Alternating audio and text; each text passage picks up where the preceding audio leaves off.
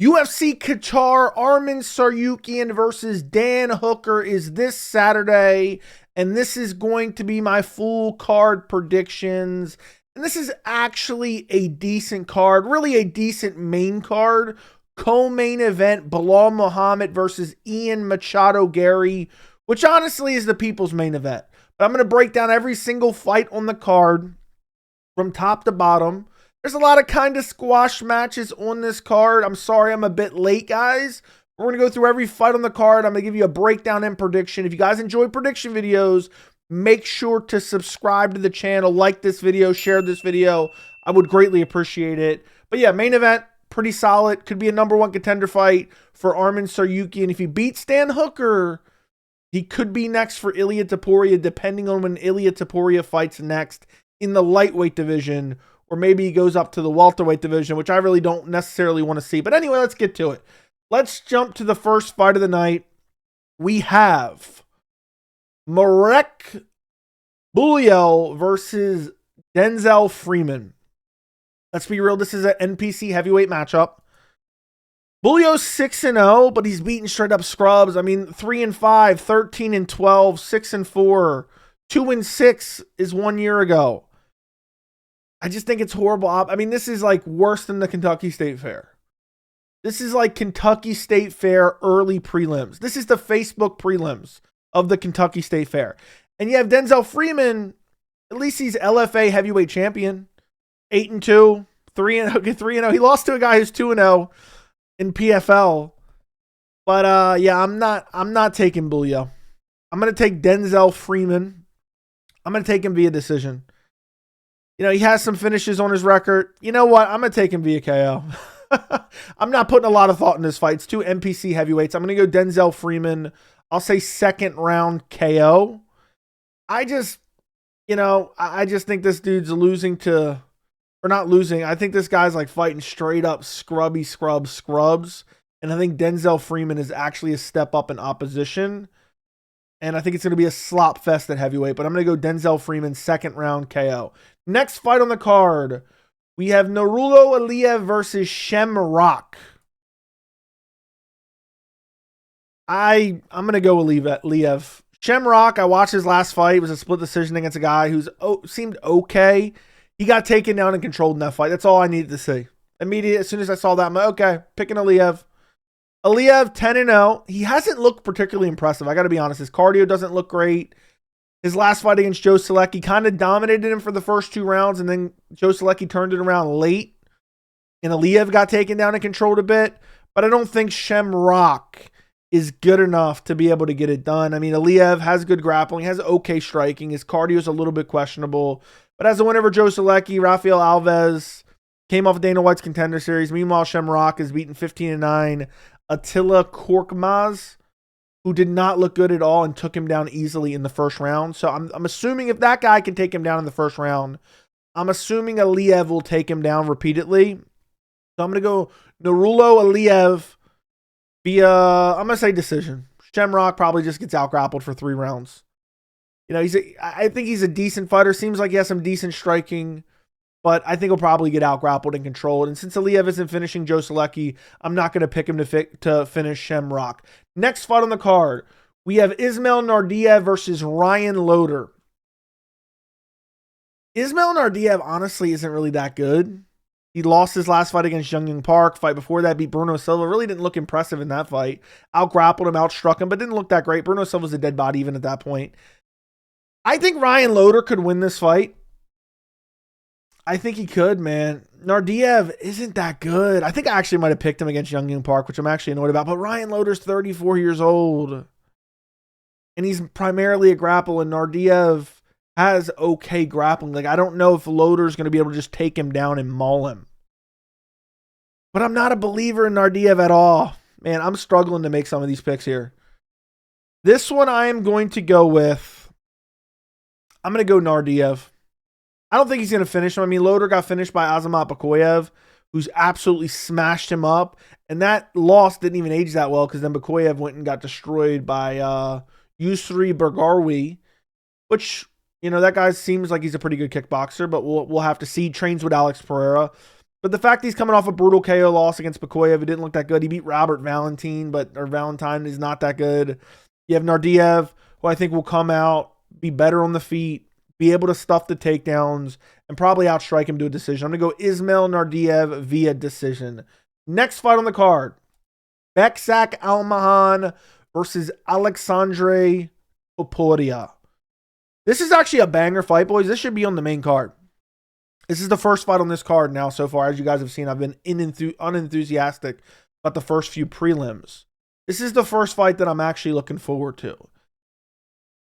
I think Topuria gets a little bit too much flack because he didn't look that great against Colby Thickness. And so I feel like he won, but because of his last name and he didn't win by KO and Colby Thickness survived and he's kind of a scrub. Thickness is a scrub. I think a lot of people are acting like Topuria isn't good, but I also think he's held to a higher standard because of his last name, but he has very good striking, super defensively responsible, will tag you on the feet, was tagging up Colby Thickness in their fight. But Bekzat Almakhan's nasty, man. Brutally KO'd Brad Katone in his last fight. Nasty uppercut. Fight before that, lost to Umar Nurmagomedov. Clipped Umar and then got dominated in the grappling after that. And that was his UFC debut. I mean, imagine making your UFC debut against Umar Nurmagomedov. I think this is a 50-50 fight, but I actually think Topuria is going to land the better shots. I think it's going to be a super competitive, razor close fight. I just think that Topuria is going to land the more powerful shots. Bekzat Almakhan has nasty power as well. We've seen it in his last fight. But I think Topuria is going to be more accurate. And even though I don't like hyping up guys just because they train with a certain other fighter or they have the same last name, I do think there's something to be said that Ilia Topuria is so nasty, and him and Aleksandre Topuria are training together, and they're from the same bloodline. And so I'm going to pick Topuria to get it done. Just land the better shots on the feet. I don't think Almakhan's going to be able to out-grapple him. If anything, I think Topuria could mix in the grappling if he needs to. And I think Topuria is more defensively responsible. So I could see Almakhan landing on the guard a little bit, and then when Topuria throws, I think he'll land cleaner. And I think he'll win a fight like that, probably via decision. So I'm going to go Aleksandre Topuria via decision by just landing the better, more powerful shots. But I love this matchup. This could go either way. This is a 50-50 fight. They're both pretty young, too. 28 for Bekzat and 29 for Topuria. So, and they're both 5'7", 68-inch reach. Both, have looked rather decent. Even in the loss against Umar, Bekzat had a decent showing there. But I'm going to go Topuria to get it done via decision. Next fight on the card, we have Abdul-Rakhman Yakhyaev. I don't even know. I forgot how to pronounce this guy's name. Against Rafael Cerqueira. Rafael Cerqueira is on a 3-fight losing streak. Lost to Julius Walker, lost to Modestas Bukauskas, lost to Ibo Aslan. 2 of those he got finished in. Abdul's probably going to come out and run through him. He's coming off Dana White's Contender Series, had a nasty KO there, finished a bunch of guys before that via submission, finished 4 out of his last 5 fights. He's 24 years old. Cerqueira's 35 years old, going on 36, on a 3-fight losing streak. How can you not pick Abdul-Rakhman against Rafael Cerqueira? When's the last time he won the fight? He hasn't won a fight for 2 years, damn near. Yeah, and you got 7-0 from Turkey. Fighting in Qatar. Yeah, I'm going to go Abdul to get it done. I'm going to say first round KO. Cerqueira got finished in 2 out of his last 3. Modestas Bukauskas is KOing him. Ibo Aslan is KOing him. I'm going to pick Abdul-Rakhman to go out there and get a first round KO. Nasty striker. Cerqueira is probably going to stand with him. I don't think he can take him down. I think Cerqueira gets rocked on the feet badly and then finished, put out with ground and pound. First round KO for Abdul-Rakhman. Next fight on the card, we have Alex Perez versus Asul Almabayev. Some of these are kind of like, okay, you have to, there could be other outcomes, but you have to go with a certain pick. There's no way you can pick Alex Perez. Alex Perez has been out for a year and a half. He suffered that knee injury against Taishiro Taira where he was on his back on the feet and kind of did that weird shimmy and basically tore up his knee. He beat Mateus Nicolas, which was a crazy win, KO'd him, and then took a quick turnaround after that. Now he's been sitting out for a year and a half. Before that, 3 losses, Yakhyaev, Pantoja, and Figueiredo. So it's like a who's who with the flyweight division at the time. But lost 4 out of his last 5. long layoff, coming back from a catastrophic. How do you pick him? 33 years old as well. How do you pick him? He does have good takedown defense. He showed that in the Yakhyaev fight. He does have decent striking and decent power. But I think Almabayev is going to be too good. He's going to pressure him and grapple him. He's going to shoot the takedowns. There's probably going to be people, screaming Middle Eastern bias during this fight. I think Asu's probably just going to out-grapple him, win with control time. I don't think it's going to be particularly exciting. Asu's coming off a win against Jose Ocha. His last loss is against Manel Kopp. He got brutally cheated multiple times in that fight, brutally eye-poked multiple times in that fight, and that's why he got finished. And even in that fight, he took it on short notice. Before that, beat Mateus Nicolau as well, beat Jose Johnson, beat CJ Vergara, versus, I know Alex Perez is fighting better opposition, but he's getting beat up. He's getting finished. I mean, Yakhyaev couldn't finish him. People thought that Perez maybe won that fight. I thought Yakhyaev clearly won that fight. Pantoja finishes him with ease. Figueiredo finishes him with ease. That's crazy. That was 5 years ago, that title fight. That was in the Apex. Finished him with a guillotine. And then Toshiro Taira blows out his knee. You have to go Asu Almabayev. I'm going to go Asu Almabayev via decision. Next fight on the card. Oh my goodness, I'm going to butcher this name. Nicolas Dalby versus Saygid Izagakhmaev. I probably butchered that. But let's go Saygid. This is a guy who hasn't fought in a while, but apparently he trains with Khabib Nurmagomedov. He's been out for 3 years. He used to fight in one championship. He's a savage. He's got nasty power, nasty finishing ability. He's got submission ability as well. Finished 3 out of his last 5 fights via sub. Has a KO in his last fight against a guy who's 47-10, but I don't know. Is that record padded? I don't know. Nicolas Dalby is 41 years old. Again, Nicolas Dalby could win. He was kind of having a resurgence for a little bit there. Beat Gabriel Monfin and Muslim Salikov back-to-back. Gave Renat Fakhretdinov a crazy close fight, but then he got KO'd by Randy Brown. I think Dalby could win. He seems like, he's on that special sauce a little bit, but I'm going to pick Saygid to get it done against a 41-year-old Nicolas Dalby. I'm going to pick the guy, basically. I'm going to pull people say, you're biased for the Muslims, buddy. You're biased for Habib's. I'm picking him. He's from Habib's camp, allegedly. And, Nicolas Dalby's old and on a 2-fight losing streak. So I'm going to pick him to lose. Next fight, I'm going to say first round KO for Saygid Izagakhmaev. I'm probably butchering that horribly. I'm picking him first round KO. Next fight on the card, we have Bogdan Grad versus Luke Riley. Luke Riley, if you could see his Tapology pick, I have the UFC's website, which I'm sharing to you guys on the screen. And then I have his pick I have the fight on Tapology as well, so I can look at the stats and the recent fights. Luke Riley's 11-0, has good striking, pretty clean on the feet. Looks like he's 12 years old, but he's 26. Coming off a KO in his last fight, KO in the fight before that. He's a decent, interesting prospect that people have talked about for a bit. And Bogdan Grad's a guy that came off of Dana White's Contender Series, beat Lucas Alexander, who's a scrub, KO'd him, and then lost to Muhammad Naurdiev in their fight. And I don't think Bogdan Grad has really looked that good. He really hasn't looked that good. He's kind of sloppy. He's a savage on the feet, but he is sloppy. And I think Luke Riley is accurate enough on the feet where he's going to be tagging Bogdan Grad. Bogdan Grad kind of reminds me in a weird way. How is his name escaping me right now? I can't think of his name.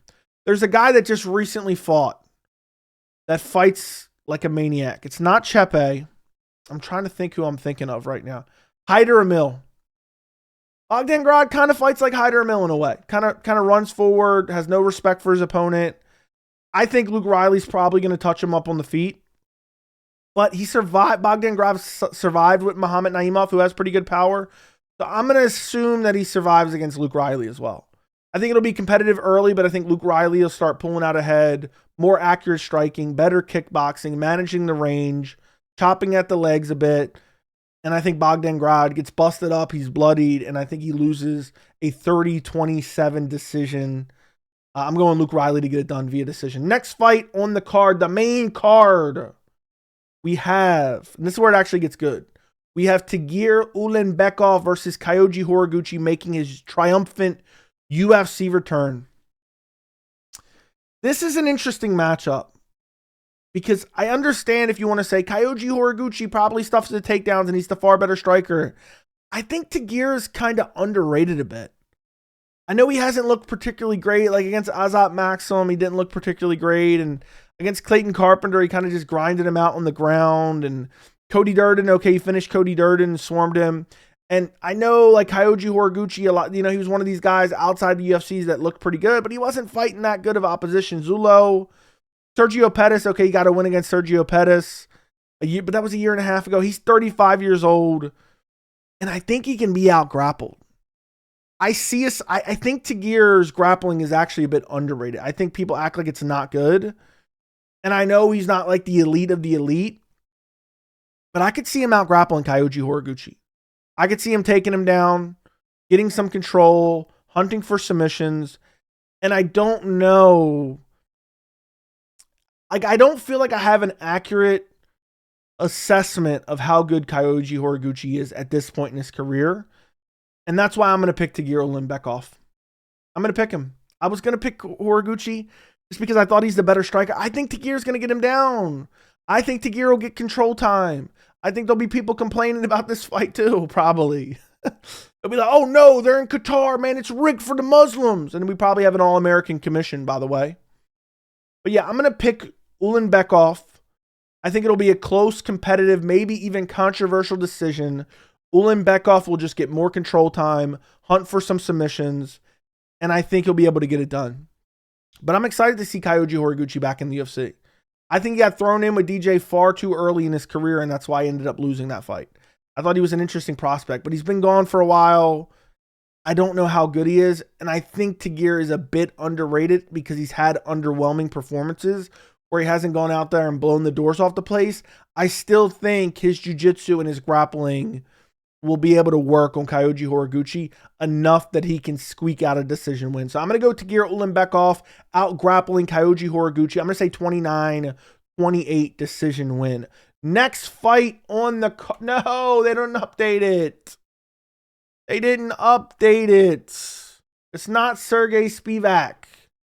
We have Waldo Cortes-Acosta versus Shamil Gaziev. Let me see if I can pull this up a little bit differently. Let me take a look. Let me see if I can pull this up on Tapology the right way. Let me open another tab on Tapology. Let me see what we got here. Let me see what we got. Let's see if we can put this on here. Oh, yeah, that's what we really got right there. We got Waldo Cortes-Acosta versus Shamil Gaziev. Waldo Cortes-Acosta stepping in on short notice, flying across, halfway across the world to fight Shamil Gaziev. So not only did he get eye poked against Tom Aspinall's teammate, who then swarmed him after he was brutally eye poked, and then came back to get a brutal KO win and got a clean bill of health and didn't fake and lie about his eye injury. He is now coming back quickly to fight Shamil Gaziev in Qatar.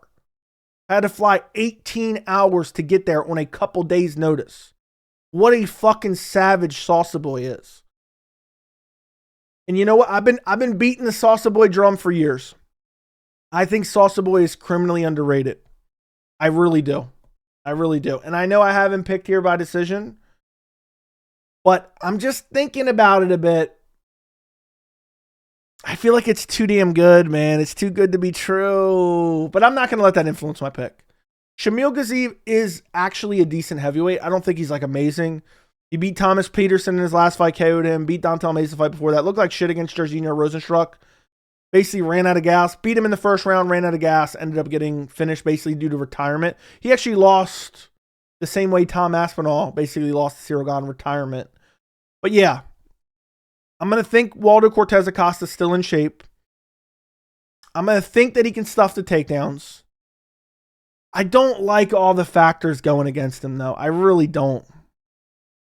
Like, I don't love the fact that he's flying 18 hours on a couple days' notice. I just feel like that's a recipe for disaster. I know I'm on the Waldo Cortes-Acosta train. I said a while ago that I thought he could beat Tom Aspinall. People called me a contrarian for that one. So if I believe in him, I'm going to pick him against Shamil Gaziev. So I was thinking about switching my pick there. And maybe I will. I don't know. Now we're only 2 days before the event. I'm going to go Salsa Boy via decision. Imagine he KOs Shamil Gaziev. That'd be crazy. But, in my opinion, this is for the real heavyweight title at this point. Tom Aspinall relinquished it. He vacated. when he quit like a little bitch against Cyril Gane. Them UK boys, man. Them UK boys. So I'm going to pick Waldo Cortes-Acosta via decision. I think his striking's really good. It's really tricky. He's hard to hit, and he's not easy to take down at all. I know he lost to Pavlich. Had he been a little bit more active, he would have beat Pavlich. And I think if Waldo Cortes-Acosta wins this fight, he should be next for a title shot. I'm being dead serious, as crazy as that sounds. Anyway, I'm going to go Waldo Cortes-Acosta via decision, outstriking him in a competitive fight where he just lands a little bit more and he's motivated. And he just knocked out Ante Delia, so maybe he knocks out Shamil Gaziev. I don't think that's going to happen. And, you know, the more I think about it, man, the more I look at this body, the more I look at this beard, I'm thinking about switching my pick, man. I'm going to stick with it. I'm going to be pissed at myself, but I just hate all the factors going against Waldo Cortes-Acosta in this fight. I'm going to pick Shamil Gaziev now. I'm picking Waldo Cortes-Acosta. I'm going Salsa Boy via decision. Next fight on the card, we have Jack Hermansson versus Muktabek Orolbai. What a weird matchup. Lightweight versus middleweight. One's going up a division. One's going down a division. It's just a weird matchmaking. Jack Hermansson got KO'd in his last fight against Gregory Rodriguez. Fight before that, beat Joe Pyfer. Fraud check Joe Pyfer. Before that, lost to Roman Dolidze. Ended up in that calf slicer. Lost to Sean Strickland. Beat Chris Curtis in a close fight, but Chris took that on short notice. Muktabek's coming off a win over Tofik Musafayev, where he subbed him. Went to a crazy decision. Lost via split decision against Mateusz Rebecki. Beat Elvis Brenner in the fight before that. I'm just going to break it down this way. Jack Hermansson is 37 years old. Muktabek Orolbai is nasty on the feet. He's super durable. He has good power. He has good grappling. I don't know if he can implement the grappling against Jack Hermansson, but I think he'll be able to land some big shots. And I don't know how Jack Hermansson's going to look with the weight cut, because I swear he was like a big middleweight. Maybe I'm crazy and he was just a decent sized middleweight. But I'm going to pick Muktabek Orolbai to get it done. I think it's crazy to think, oh, can the lightweight take down the former middleweight? Can the former lightweight take down the former middleweight? It's a tough fight. I mean, I picked Jack Hermansson to beat Gregory Rodriguez and he was looking good, but he got brutally chinned in that fight. So I'm not going to pick him in this one. I'm going to go Muktabek Orolbai to get it done. I'm going to say decision win over Jack Hermansson. But it is a weird this is the weirdest fight I've had to pick, really, honestly. I don't really know. Like, is Orolbai able to mix in the grappling? Is Hermansson just going to stay on his bike and use that outside foot position and not dive into the void and, you know, all that good jargon? Yeah, I don't know. I'm going to go Orolbai via decision. I think I'm really high on Orolbai. And up a weight class, maybe he's less diminished. He was a big lightweight, and he's going to beat the old head of Jack Hermansson. I'm going to go Muktabek Orolbai via decision. Next fight on the card, the featured fight on the card, we have Volkan Ozdemir versus Alonzo Menenfield. I feel like a lot of these picks are no-brainers, honestly. Like, I hate like saying, oh, there's not really any analysis. I think Volkan Ozdemir is probably going to chin him. I just do. Alonzo Menenfield is not that quick on the feet. He's a little bit quick early and has some bombs, but I feel like he slows down very, very fast. He beat Umar Sy in his last fight, which was a massive upset, which is crazy that he got that win. Before that, beat Julius Walker split decision. Before that, got finished by Azamat Mirzakhanov, which isn't a horrible loss, and lost to Carlos Ulberg in the fight before that. I think every time Menenfield has a step up in opposition, like against a guy who's really solid, he's going to lose. And Ozdemir, I know he's coming off a loss against Ulberg, very, very close fight. Actually, I don't know if that was that close now that I think about it. I didn't go back and rewatch that one. It was decently competitive. I think I was thinking of Ulberg versus Jan there. Before that, KO'd Johnny Walker. And I know Johnny Walker gets KO'd with a tumbleweed. Before that, KO'd Bogdan Guskov. Or submitted Bogdan Guskov. Hurt him and then subbed him. Before that, lost Nikita Krylov. Could Menenfield crack him? Sure. Menenfield's 38 years old. I think he's slower. I think Ozdemir has good enough takedown defense. And I think in the clinch, people forget Volkan Ozdemir is nasty in the clinch. Throws bombs in the clinch, can generate power from very short shots, and I think he probably clips up Menenfield in the clinch and probably slumps him. Now, I could see either one of these guys getting KO'd, but after the first round, I think Menenfield's done for. He's going to slow down. He doesn't have the greatest of cardio. I mean, he won his last fight, sure, and he went all 3 rounds, but I think Ozdemir gets it done. I think he's faster on the feet. I think he's better everywhere. I think maybe Menenfield might have a power advantage, but either way, they can both knock each other unconscious. And I think Ozdemir is a far superior striker, and I don't think Menenfield's going to be able to go out there and out-grapple him. I mean, Menenfield was getting out-grappled by Jimmy Crute not that long ago. So I'm going to say Volkan Ozdemir, second round KO. Next fight on the card, the people's main event, the co-main event, Belal Muhammad versus Ian Machado Garry. I feel like Ian Machado Garry is finally starting to get the respect that he deserves. I really do believe that. People are like, damn, man, he schooled Prates, and Prates just went out there and KO'd Leon and KO'd Jeff Neal and made it look easy. And how good is Prates? How good is Garry? Garry schooled him on short notice. Garry damn near beat Shavkat Rakhmonov on short notice. And I feel like Garry's finally starting to get the credit that he deserves, honestly. But Belal Muhammad is no easy fight. I mean, I know Belal lost to JDM. He hustled you guys. He went out there and tried to prove a point and lost his title because of it. That's the reality. Belal Muhammad should have still been champion, but he decided to implement a certain game plan against JDM. And Belal Muhammad never got the credit he deserved. You know, he dominated Leon. People were counting him out going into that fight. Fight before that, Gilbert Burns. People were counting him out going into that fight. He came off the couch to fight Gilbert, who had just fought against Jorge Masvidal a couple weeks prior, so Gilbert was in shape, and schooled Gilbert. That all being said, and I wish this was 5 rounds. Apparently, Garry said he didn't want 5 rounds. I don't know if that's 100% accurate, but if it is, I wonder if Garry wants 3 rounds so he can try to prioritize a finish. Because this could be a number 1 contender fight for the welterweight. It honestly should be a number 1 contender fight, especially for Ian Machado Garry. I know people are like, well, he lost to Shavkat. He took that on short notice. And he damn near won. And I'm not saying give him a title shot off of damn near winning, but then he goes out there, schools Prates on short notice, and then if he gets a win, an emphatic win against Belal Muhammad, I think you have to give him a title shot. And honestly, like, look at his wins. MVP's a tricky motherfucker, and he went out there and beat MVP. Belal Muhammad's 37. What did I say? If you guys watch the channel for a while, people kept asking me, what are you going to do if Belal and Garry ever fight? And last year I said, look, I would take Belal in early 2025, but late 2025, I would take Ian Machado Garry. And that's what I'm going to do in this fight. I'm going to take Ian Machado Garry. I haven't picked against Belal in a while. Last time I picked against Belal was like 3 years ago, and I switched my pick last minute, and I've been a big believer in Belal since then. I picked him to go out there and dunk Leon on his bald spot. But where does he beat Garry? I don't see it. Gary's getting a full camp. He schooled Prates on a short camp. He damn near beat Shavkat, almost finished Shavkat on a short camp. Where does Belal beat him? Belal's striking is really, really good. I think Garry would school JDM on the feet. I think he would destroy JDM on the feet. Garry has good takedown defense. He's not, I mean, we see Shavkat struggle to take him down. And I know Belal has really good wrestling. I don't see it happening. And Garry has better jiu-jitsu. Belal, once he gets you down, he's not a massive threat of the submission. And I really do believe that if this was 6 months ago and maybe Belal hadn't taken the damage he took against JDM, and maybe if it was 5 rounds, I think Belal would go back to his roots. Honestly, if this was 6 months ago, no JDM fight, I'm picking Belal Muhammad via decision, especially if it's 5 rounds. But I feel like Garry, he's so young. Every single fight, he's getting better.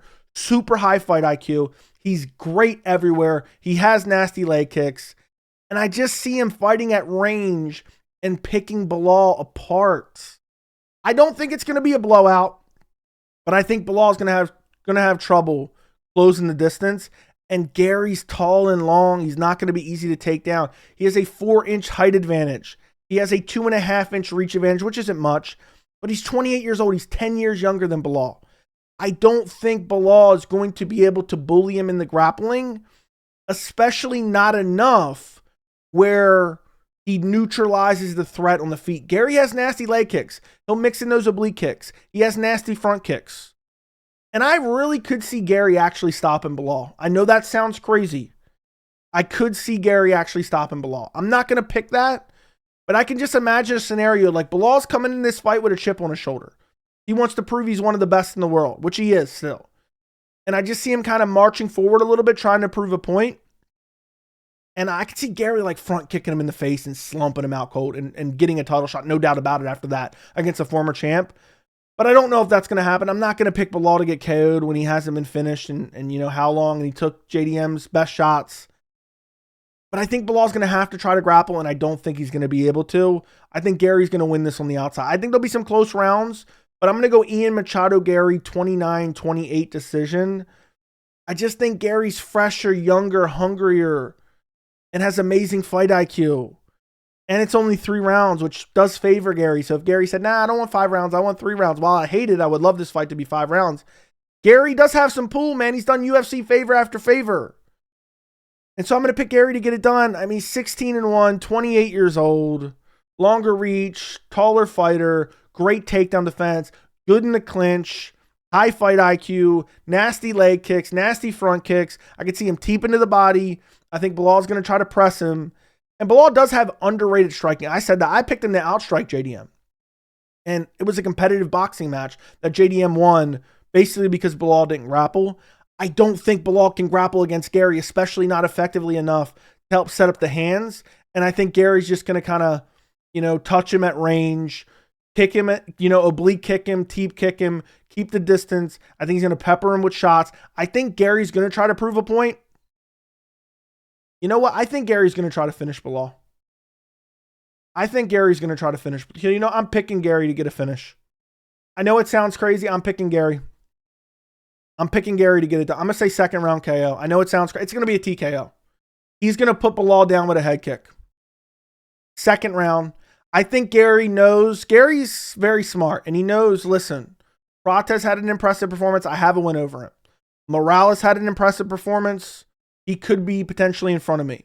And then you have Topuria waiting in the wings. But I've done lots of favors for the UFC, to the point they made him a backup for the JDM Belal fight the first time, right? If I'm not mistaken. They said he could step in if one of those guys fell out because he fought like the week or two before. I think Garry asked for 3 rounds so he could prioritize a finish. He's not going to be worried about the power coming back from Belal. Belal has nasty body kicks, but he doesn't really have finishing ability with his hands. And I think Garry knows that. And I think Garry does have finishing ability. I know he doesn't have much finishes, but man, he was tagging Cortes on the feet, schooling Cortes on the feet, taking Cortes down as well. And I just think, I know Garry hasn't had a lot of finishes recently, but he does have finishing ability. And I can see a head kick landing for Garry. I think Gary's going to prioritize the finish. He's going to avoid the takedowns. And I think on the feet, it's kind of one-sided for Garry. And I just really do believe, I think Garry would school JDM. So I'm going to pick Ian Machado Garry. I'm going to say second round head kick TKO. He drops Belal coming in with a head kick after teeping to the body and chopping the legs. And I think Belal is going to try to get aggressive and try to bully him because Belal is going to want to win the fight. It's a 3-round fight. He's going to get aggressive. He's got a chip on his shoulder after losing his title. And I think Gary's going to clip him. He's going to kind of block it, but it's going to get around the block, clip him in the temple, put Belal down, and then he's going to finish him off with a couple strikes. I'm going Ian Machado Garry, second round TKO. And isn't it funny? I'll just mention this right now. Isn't it funny? Colby Covington shit his britches and refused to fight Ian Machado Garry, and I was called a contrarian when I said that. Isn't that crazy?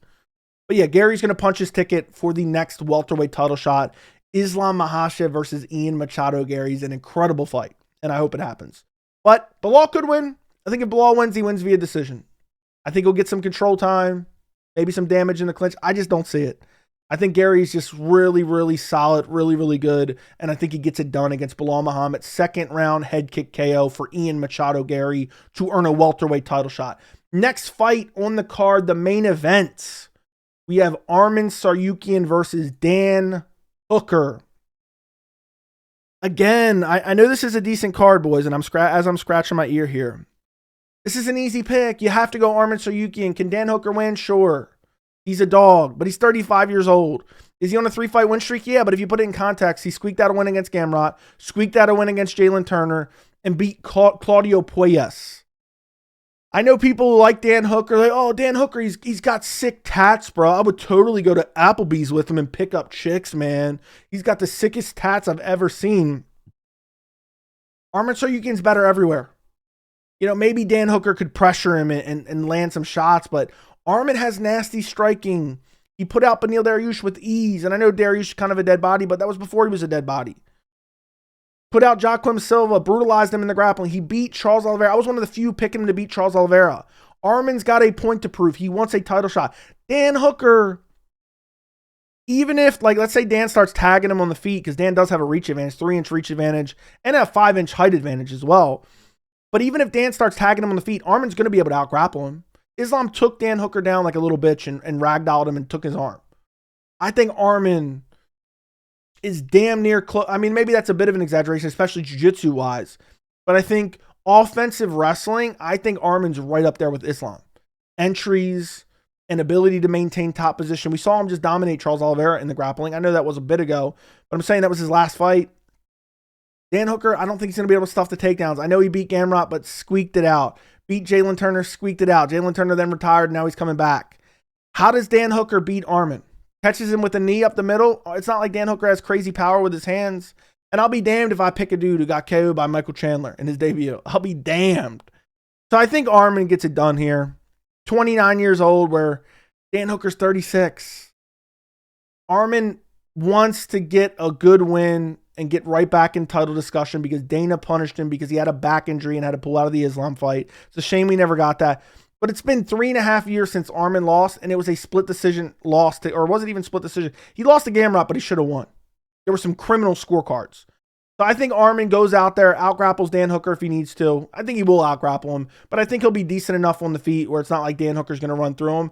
The best that Dan Hooker can hope for is that Arman would gas. But go back and watch that Gamrot fight, and I know it was a while ago. Look at the crazy scrambling and grappling in that fight, and Arman really didn't get tired. I think it was late the 4th round, which he got robbed on. He dropped Gamrot in that fight in the 4th round, if I'm remembering correctly.